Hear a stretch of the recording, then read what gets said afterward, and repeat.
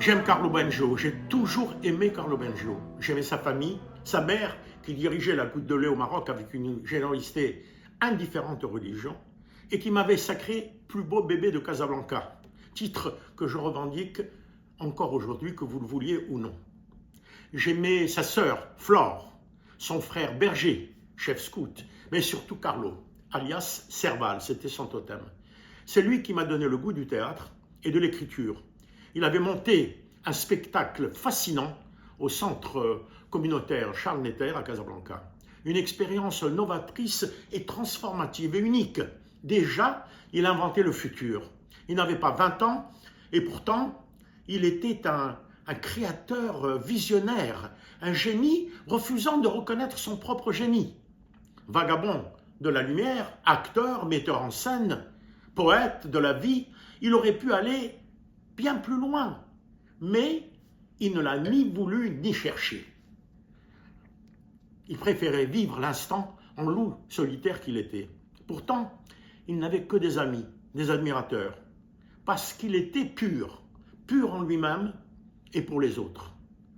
Il fuyait la gloire, la notoriété, la richesse, les honneurs. Il voulait être libre, sans compromis, et malgré tout, il a laissé une empreinte indélébile. C'est lui qui a monté toutes mes pièces de théâtre à Montréal. Il a fondé le théâtre séfarade avec Soli Lévy, Elie Abécassis, Liliane Abitbol, moi-même et d'autres.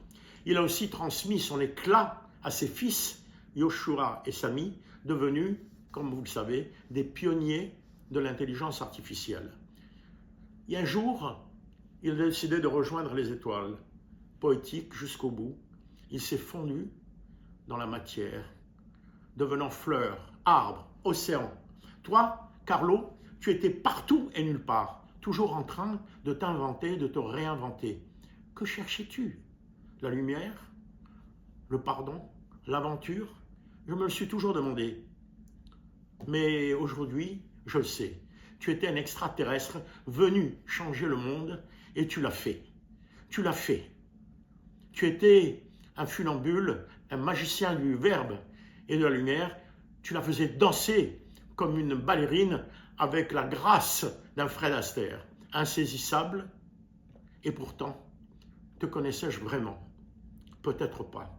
Mais je devine ton secret. Dans un monde d'hypocrites, tu avais choisi la vérité, ta vérité. Tu as réussi, Carlo.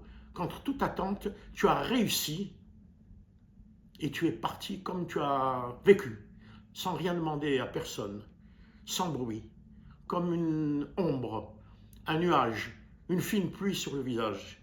Mais toi, qui t'en doutais pas, sache-le, tu es devenu une lumière toi-même, comme une étoile, comme un soleil, brûlant, chaud, radieux, complètement, totalement illuminé. Adieu, Carlo.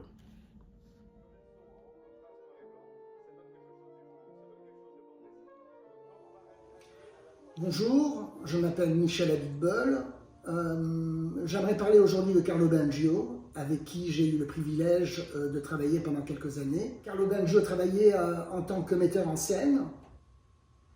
Il était extrêmement rigoureux et professionnel dans son travail, mais c'était un peu antinomique avec ce qu'il habitait réellement. C'était avant tout un artiste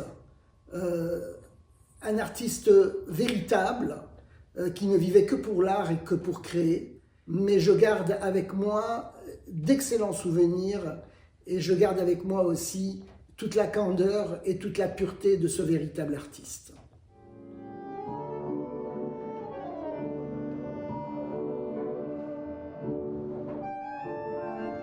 Carlo, je n'oublierai jamais l'héritage que tu as apporté aux différentes quinzaines séfarades. L'expression de ton regard innocent, ta gentillesse, ton sourire communicatif et ton professionnalisme ont été pour tous une source d'inspiration. Au nom de tous les bons souvenirs que nous avons vécus, merci Carlo. Que dire de plus de tout ce qui a été dit? Carlo était un personnage unique en son genre, vraiment. Toujours de bonne humeur, il ne nous faisait jamais de reproches, très modeste. Il est parti en silence, en toute discrétion, comme il a vécu. Il me manque beaucoup, vraiment. Comme on dit chez nous, ya Sarah. Aïe, aïe, aïe, aïe, aïe. C'est bien ça. Ouais.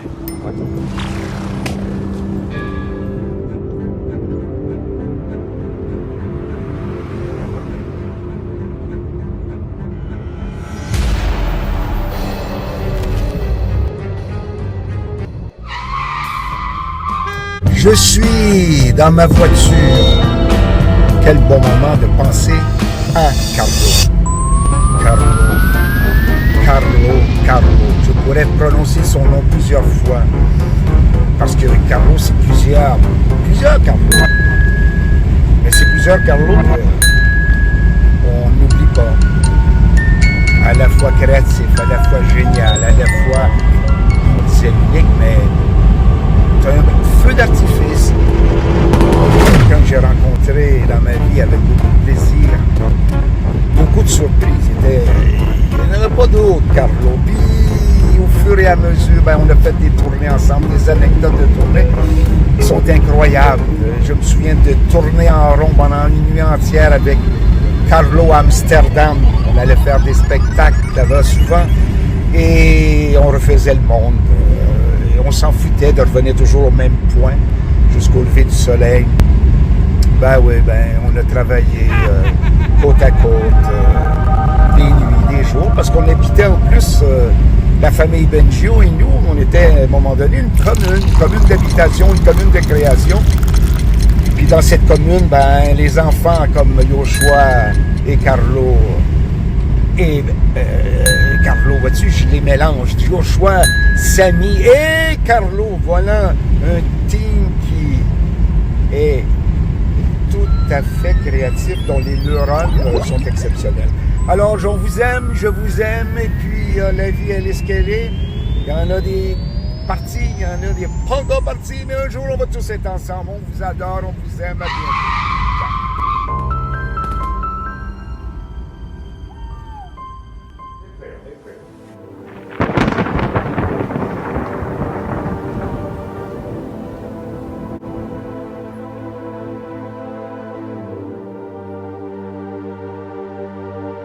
Hey, you out there in the cold, getting lonely, getting old. Can you feel me? Hey, you standing in the ice, loose with itchy feet and fading smiles. Can you feel me? Hey, you don't help them to bury the light.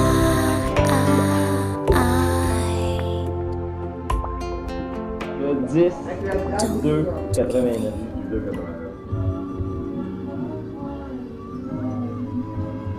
Oui, il t'a perdu. C'est ce que je fais, oui. Hein? Il t'avait perdu, hein? Regarde comme ça.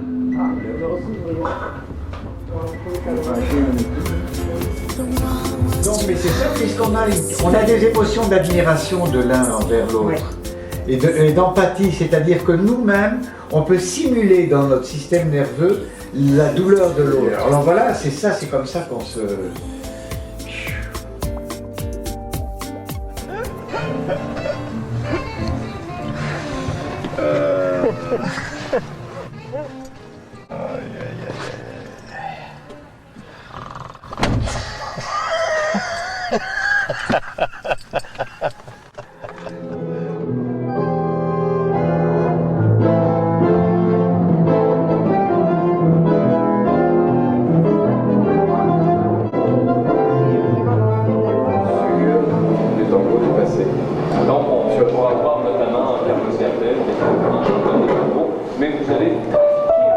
Oui, c'est-à-dire qu'on va entendre sa voix, oui. original, on va la faire surgir à la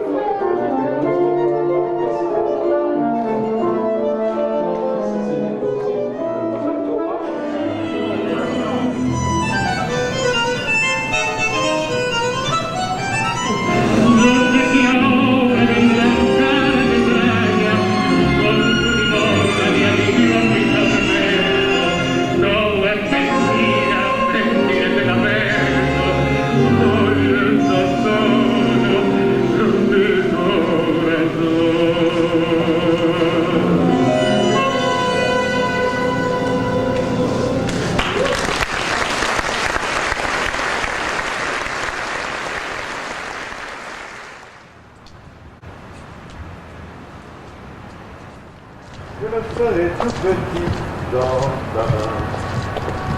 Je me ferai tout petit dans ta main. Tout petit, je me ferai tout petit dans ta main. J'avais 15 ans et demi lorsque j'ai rencontré Carlo à l'occasion d'une audition pour une pièce de théâtre amateur à Casa. C'était un être tellement différent de toutes les personnes que j'ai connues, croisées ou rencontrées à Casa, en France ou ailleurs. Il avait 20 ans et il avait étudié entre autres au Cours Florian à Paris, en théâtre. Et il avait même joué dans plusieurs pièces de théâtre. C'était vraiment impressionnant pour des jeunes amateurs que nous étions alors.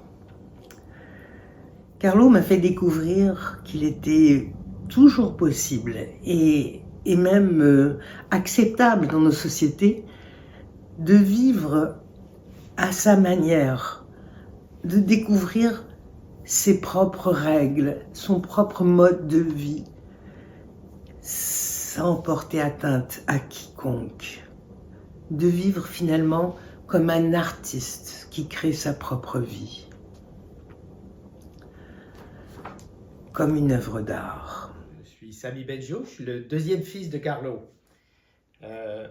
Puis je voudrais commencer par dire que Carlo, c'était en fait un père formidable. Pas du tout un père classique, c'est sûr, mais un père formidable néanmoins. Il adorait les enfants.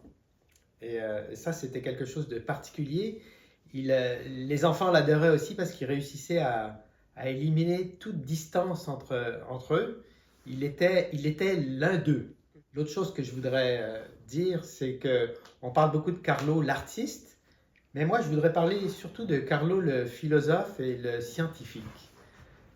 Très vite, Carlo nous a donné le goût de la science. Il nous a donné le goût de la méthode scientifique, de la réflexion, l'idée de poser des questions constamment. Et en même temps, il savait aussi écouter, il savait observer, bref, tout ce qu'il faut pour un scientifique. Et assez rapidement, il s'est rendu compte que Yoshua et moi, on était intéressés par l'ordinateur, à une époque où ça n'intéressait personne. Et il nous a encouragés là-dedans, puis ensuite on s'est intéressé à l'informatique en général, et évidemment plus tard à l'intelligence artificielle, ce qui est devenu notre carrière. Mais il adorait ça. Il adorait la technologie, ça se voyait sous plusieurs façons. Il adorait les caméras, il utilisait les ordinateurs pour éditer ses films. Enfin, c'était quelque chose d'important pour lui. Mais en même temps, il s'intéressait à tout ce qu'on faisait. On avait des discussions sans fin d'abord sur l'informatique et son impact sur la société, et plus tard, bien sûr, sur l'intelligence artificielle. Je dois dire qu'il me manque beaucoup. Carlo, d'abord, c'est intéressant qu'il voulait qu'on l'appelle Carlo et non pas papa. Il a été une inspiration extraordinaire dans ma vie, dans ma manière d'envisager le monde. C'était un vrai intellectuel qui posait des questions difficiles. Et qui avait une très haute idée de la recherche de la vérité, ce qui est exactement ce que les chercheurs comme moi ont comme mission. Et puis, c'était aussi un rebelle qui remettait en question la société telle qu'elle était à l'époque. Si j'avais pas été aussi imbibé de la notion de liberté qu'il a mis en nous, je pense pas que j'aurais pu faire les découvertes que j'ai faites dans ma carrière scientifique. Il nous a permis de poser des questions et d'agir selon notre émotion, notre impulsion, notre intuition, d'une manière qui est assez unique, je pense. La période autour de son décès, ça a été très intense pour moi.